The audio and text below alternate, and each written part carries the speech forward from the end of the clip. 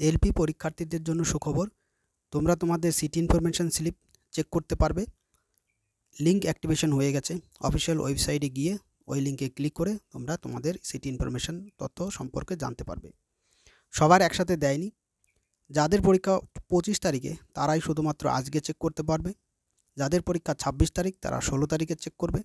যাদের পরীক্ষা 27 তারিখ তারা 17 তারিখে চেক করবে।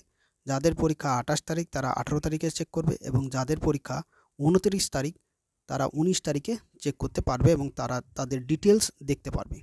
ঠিক আছে, এই নিয়ে ভয় পাওয়ার কোনো কারণ নেই। স্টেপ বাই স্টেপ সবার আসবে।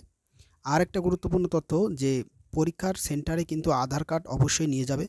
আধার কার্ড ছাড়া কিন্তু এক্সাম সেন্টারে ঢুকতে দেওয়া হবে না।